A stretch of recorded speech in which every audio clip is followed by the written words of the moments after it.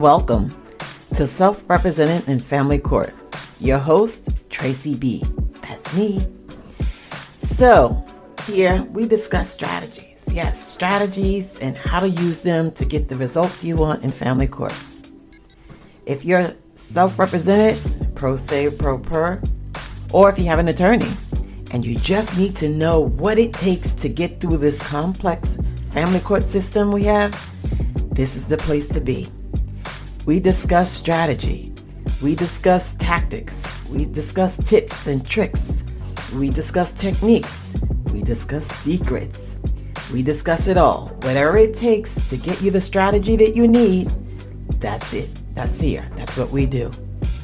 So sit back, take notes, and kick ass.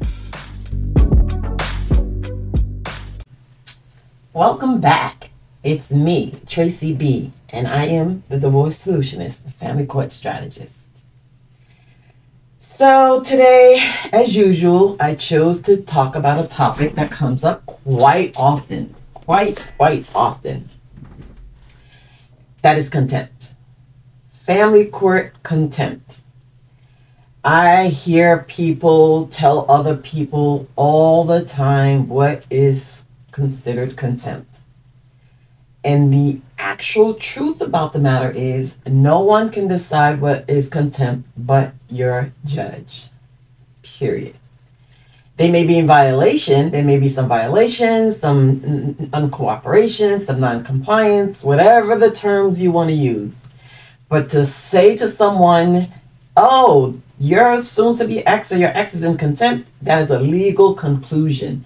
Why does it matter? Because, and words really, really matter. And I'm always correcting people about the language that they choose, because in your overall strategy, everything you can do or use to your advantage to not piss your judge off, to not disfavor your judge, to not get the judge to side with the other party, you should take advantage of it. You should listen. You should take heed. You should put it into motion, right? So saying to someone else, hey, that's contempt. That person may go to court and say, hey, judge, the other party's in contempt. And guess what? Some judges will really set you straight and say, no, that's not for you to decide, ma'am or sir. That's a legal conclusion, and you can't make legal conclusions because guess what? You're not the judge. You're not the trier of fact here. I am. And however you see that, as a matter of hubris or ego or whatever it is what it is. You cannot make legal conclusions, especially if you're pro se. I tell my pro se clients this all the time. Do not go to court making legal conclusions. What is that, Tracy? That means do not go in there telling the judge that something constitutes something when that's the judge's job to do that. You can go in there and argue and make a claim all you want and make sure your facts and your evidence aligns with the criteria to meet those legal conclusions. But to make the actual legal conclusion, that's a one-sure way to piss off your judge. Not every judge, but some judges, yes, do take offense to that. So contempt is one of those things. Do not say to somebody, yes, that person's in contempt because they did this. I don't care how blatant the violation is. To say to someone else that their ex or their soon-to-be ex or the opposing party or the other party is in contempt, try not to do that. And don't even do that for your own case. Unless a judge says it's contempt, then it's contempt. Until then, it's a violation, it's misconduct, it's whatever you want it to be. But it's not contempt until a judge says it is, right? Got that out of the way. I needed to put that out there because I see it all the time. And I know some people get really annoyed with but I do it for you. I do it because your language, you go to court not realizing that all these little so-called subtleties or trivial things, are not that important, but they are. In fact, a lot of the things that you think are important are not. And the things that you overlook or you minimize or you downplay or you trivialize are the things that the actual judge takes into consideration, takes into account. And one of those things is using legalese or using legal terms or coming to legal conclusions especially, I'm talking to you as pro se, as a pro se or self-represented litigant. Try to be conscious of that. If you get nothing else from this podcast episode, please try to understand that. Your language, your words should be chosen very, very carefully. I don't believe that all judges are biased against you just because you say they are, or they are really handing it to you because you're pro se or self-representing just because you say. I don't believe that. I believe a lot of you go into court, you don't know etiquette, you don't know language, you don't know the decorum, you don't know a lot of things. And that's why I do this. That's the main reason I do this. To inform you. I don't expect you to know. No one should expect you to know. That's why I am the only pro se family court strategist that does what I do. Because I know I haven't been in just one court on my own case. I've been in several courts on several cases. And I've seen enough to know what you should and should not do, what pisses judges off. And I'm still friends with a few judges. I am. So anyway, I don't want to digress too much, but I do want to spend this time talking about contempt.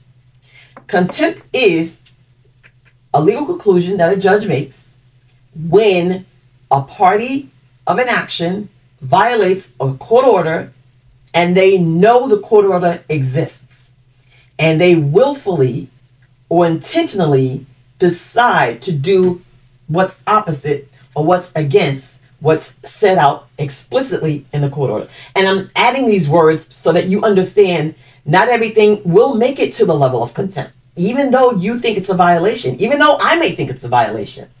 If it doesn't meet all of those criteria that I just spelled out, if it wasn't willingly or knowingly done, if it was the behavior or the action was made because the order, the court order, the parenting plan, the mediated agreement, whatever it is that sets forth those provisions that both of you ought to adhere to, if it's not clear on the specific action or behavior, and if that person didn't know that the court order existed or the parenting plan existed, and or there is no court order, if those four criteria are not met, then the person cannot possibly be in contempt. They cannot. They cannot. And it is your job to, if you're filing for contempt against the other party, it's your job to make it clear in your argument that those four criteria are met. Whether the criteria is exactly how I said, that's for you to decide from reading the contempt portion of your family court rules, because they're in there. They're in there. So once those are met, and you're convinced those are met, then you need to decide if it's worth going to court. Just because the actions or the behaviors of the other party meets all of those criteria, you still need to decide if you want to actually file a contempt in family court. Really, Tracy? Why would I want to decide that? You just told me as long as they meet all those criteria, I'm good. Well, no, I didn't say that. I didn't say that. You know why? Because this strange little thing that goes on in family court. You know what it is? A lot of times the judge does find that the other party's in contempt and they do absolutely nothing about it. Yeah, that happens a lot. A lot. Why? I get that question all the time. Why? Why do they do that, Tracy? Several reasons. Family court is a confluence of a lot of things. It's not really about justice and fairness and leveling the playing field. It's not really about that. If it were, then yeah, contempt would be enforced, or contempt orders would be handed down much more frequently than they are. Family court is it's an enigma. It really is, because it's hard. Every time I try to explain to someone what family court is, I get stuck because it's so many things. But I like to say, I like to use something to compare it to. And it's hard because there's so many layers to family court. There's so many facets and aspects of family court. There's so many key players. There's so many things integrated into the family court experience that it's really hard. But some of the reasons, I guess, that contempt is not handed down a lot in family court, number one, is because family court judges don't want to be there. And you're going to hear me say this over and over again. They don't want you there. They don't want to complicate things, or they don't want to make things overly involved, should I say. They don't want to extend your family court litigation by adding additional issues or additional facets. They don't want to micromanage your co-parenting relationship, so if that's what the contempt is for, which normally it is. Contempt is usually filed in custody or child support cases. Those are really the main ones, the main areas. I mean, as far as I'm concerned, because I don't discuss abuse cases or CPS cases. That's just not my area of expertise. So, they don't really want to get involved with co-parenting. They don't want to micromanage your co-parenting relationship. And, really, I don't blame them. If you have co-parenting issues like consistent violations or constant disrespect or constant non-compliance or lack of cooperation, go to a parenting coach or a co-parenting coach or a parent coordinator or a mediator or a therapist. Go to someone else. Do not bring your co-parenting issues back to court. It's counterintuitive, actually. It's like saying, hey, judge, I respect this judge's time. I respect this court's resources. I respect this court's orders. But yeah, I'm still going to keep coming back here and let you, work harder or deal with additional issues or micromanage our relationship. Like, I don't care how much it makes sense to you. I don't care that I care, but for my purpose, because I'm constantly met with people telling me, oh, well, family court shouldn't be this, or it's this and it's wrong, or it's this. I know that. I am not a woe is me person. I don't go in a corner and cry because the odds are stacked against me and I have no fighting chance. I don't do that. I've never done that. I've never been that person. And I'm not about to start now. So when I say I don't care, I don't mean I don't care. I mean, I take that information and I use it to my advantage. I don't cry that the other team had an advantage or they had cheaters. I'm not crying about that. I'm not. I'm taking that information. I'm glad I know it. And I'm using that. I'm integrating that. I'm incorporating that into my plan, into my next moves, into my strategy. And that's what I expect you to do. So if that means, oh, I keep filing contempt and the judge keeps not doing anything, or I keep filing contempt and it's not helping because the other party gets away with it, so they think they can keep doing this. I get it. And that's exactly what happens. So you know what you do with that information? Let me think. As an aside, I literally had one person come to me, I kid you not, and said to me, this is when I had my Facebook group, and he said, I keep filing contempt and the judge keeps not doing anything, not punishing the other party. I don't know what to do next. I don't know how to file this next contempt. I said, you're filing another contempt? You just said you keep filing contempt and the judge is not doing anything. So you think the answer is to file another one? Really? And it wasn't until I said that, and most of you who know me know that I'm pretty straightforward. I am a native New Yorker. We don't sugarcoat things. I said, tell me how much sense does that make? And it wasn't until he heard that he thought about it and said, you know what, you're right, but what am I supposed to do? I don't know what you're supposed to do because I don't know anything about your case. But I do know, what's that quote? The definition of insanity is doing what? Exactly. And so I don't know what he wound up doing because he never wound up working with me. But I do know that he had to think about that, like that opened his eyes. And the same thing goes for you. If you keep filing contempt and the judge is doing nothing, what's the purpose of filing contempt over and over again? Because you know what you're doing? Someone said last week that they actually had a total of 100 motions filed in their case. And they thought that was a badge of honor. That to me is the most asinine thing to do. It is. And to walk around telling people that you're doing that, expecting them to pat you on the back for it, is even more crazy to me. Why are you filing motion after motion after motion? And then it's the same people that will come back and say, my judge doesn't like me, my judge was unfair, my judge was biased. Well, guess what? You caused that. You created that. What did you need to file 100 motions for? And some people will say, yeah, well, I'm going to keep filing motions because I'm going to get this judge's attention. Yeah, right. Okay. Tell me how that works out for you. And people do that with contempt.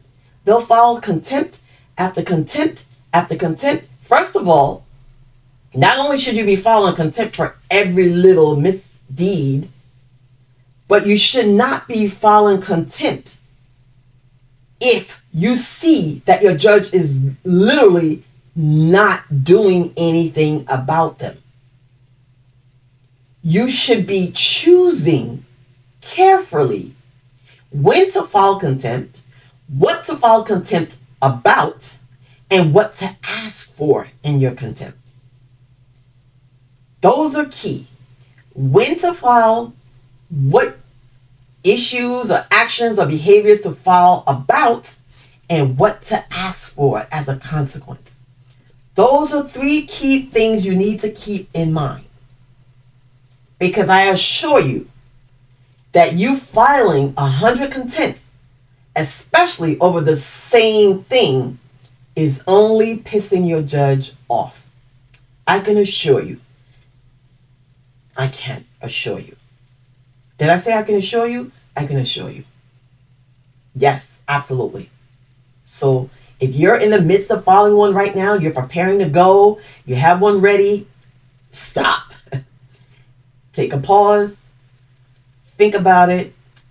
Listen to this podcast over and over again and figure out if that's what you really want to do. Well, Tracy, what am I supposed to do then? Should I just let this other person, this other party just continue to do what they want to do and not seek the court's intervention? Well, you're seeking the court's intervention and the judge is not doing anything anyway. Is it effective? No, it's not. Well, I'm making a paper trail. No, you're not. That's not how you make a paper trail. It's not. No, that's not how you make a paper trail. That's not how you document. No, filing motions is not how you make a paper trail, not for contempt. Sorry, no, it's not. Contempt to judges is like, it's like someone being on probation and they violate probation, and the reason they violate the violation of the probation has to do with what they're on probation for in the first place. That's what a judge would say, wait a minute, you haven't learned your lesson. You're before me because you violated probation, and you violated probation doing exactly what you're on probation for. So I gave you the opportunity by giving you probation for that crime, and you show me your gratitude by going ahead and committing an act or similar act that put you on probation in the first place. That's how a judge sees contempt. So now you say, oh, judge, I'm here because in our parenting plan, our custody order, whatever it is, it says the other party is not to introduce a paramour to our child until 6 months has passed. Well, it's only been 3 months and that they've met each other, and he or she has already introduced our child to this significant other, this paramour. You see the difference? You see the parallel? The judge is like, okay, and what? And what? What's the harm to your child? Well, it's in the agreement. Yeah, but so what? What's the harm to your child? None. It's just that it's in our agreement and it's immoral. So what? What do you want me to do? First of all, you shouldn't have had that clause in your parenting plan to begin with. That's why I think parenting plans that you guys just churn out and you copy and paste from somebody else's parenting plan, to me, is the biggest waste of time. It's the biggest waste of time. That's a whole nother episode. But what do you want the judge to do? Oh, judge, we had a right of first refusal in the parenting plan or the custody order or whatever. And the other party decided to let his or her mother or his or her girlfriend watch the kids before they notified me that they were going to be unavailable. And so that's why I'm here. And what? What's the harm to your kids? No harm, but it's in the agreement. He wasn't supposed to do that. So what? What's the harm to your kids? Do you see the pattern? Do you see where I'm going with this? Now you've gotten the judge. You want the judge to get involved with something that has absolutely no impact on your child's mental, physical, well, maybe mental, physical, and or developmental well-being whatsoever. You just want to waste my time to slap the hand of a grown person because they didn't follow this silly little provision in the parenting plan to begin with. And you're in my courtroom with a contempt? Really? Now, if it's in the parenting plan that the other party is not to expose your child to someone who has a history of sexual abuse, and they wind up exposing your child to that person anyway, bingo. You know what I'm going to say next, right? Yeah. Yes, Tracy, I know what you're going to say. You're going to say, now there's an issue of safety to your child's well-being. Yes, the judge is concerned about this. Absolutely. Yes, I'm going to rule on this now. You see the difference. And I hate to say it to all you target parents of alienation, but even filing contempt every single time a phone call isn't done, or a visit doesn't happen, or whatever it is that's in a parenting plan, and it only compounds the issue of alienation, I still don't think you should be filing contempt for all of those. You should be documenting them. You should be maybe filing police reports. Again, I wouldn't do that either. I wouldn't do that. I would not. Someone said yesterday, someone gave this advice to somebody. Every single time they don't answer the phone, go to the police department and file a report and use that to document. Really? You really want to piss off a judge? Go up to court and let a judge know that you've been wasting public service resources by doing that bullshit. Yeah, that's how strongly I feel about that. It's bullshit. For violating a court order that says your child is supposed to have a phone call, you're going to go to the police department and file a report for that? Absolutely not. Absolutely not. Now, a visit that you showed up for and they didn't show up? Absolutely. Absolutely. But a phone call or a video chat? Do not do that. How do you document those? A diary or a journal. That's enough. For phone calls or video chat, that's enough. That's enough. Visits, when you're showing up for visits, that's different. That's different. So should you be going to court to file contempt even for missed visits? I wouldn't do that for every missed visit. No. There's a way you do that. There's a way to actually prepare your case for the ultimate contempt motion or petition. There's a way you can take all of these actions, all of these behaviors, and make your case strong enough to get the judge. Because when you file contempt, you want the judge to actually do something.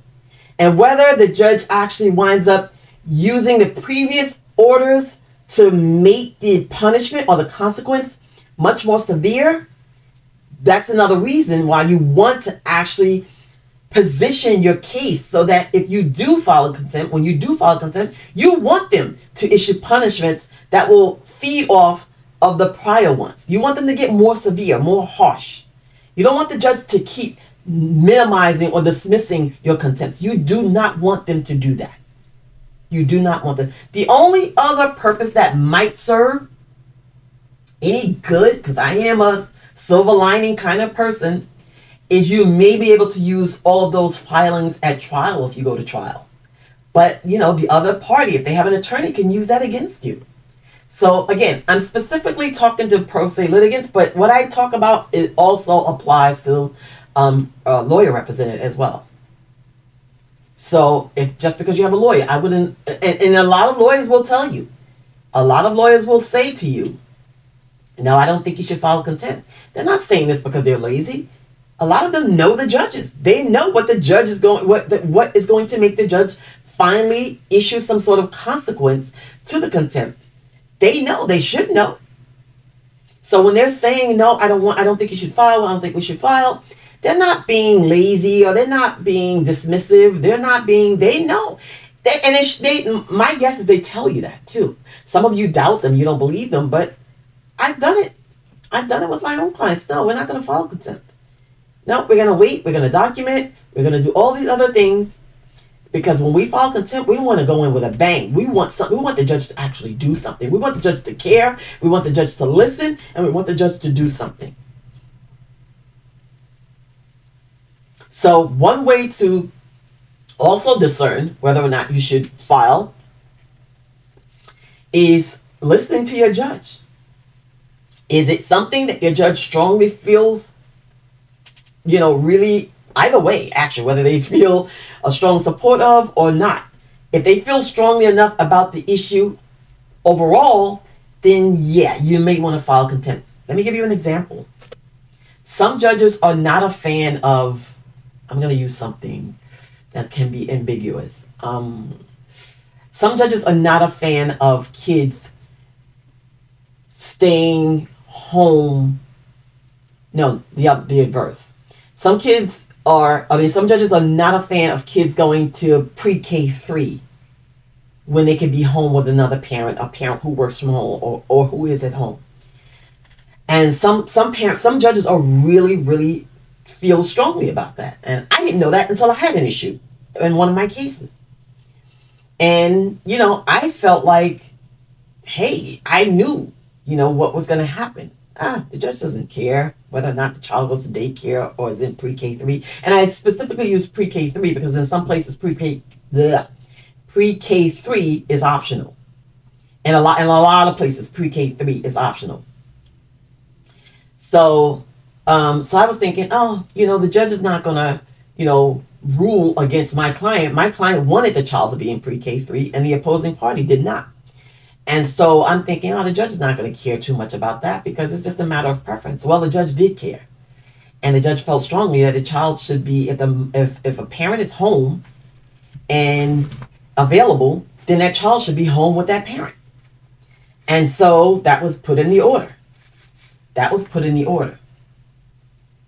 And so if that party that decided to stay home, or that was their argument, that they were staying home and that the child was going to stay home with them, and the other parent decided on their own, regardless of what the judge discussed, decided on their own to enroll the child into pre-K3 anyway, and would take the child to pre-K3 knowing that the other parent was home and available on their time.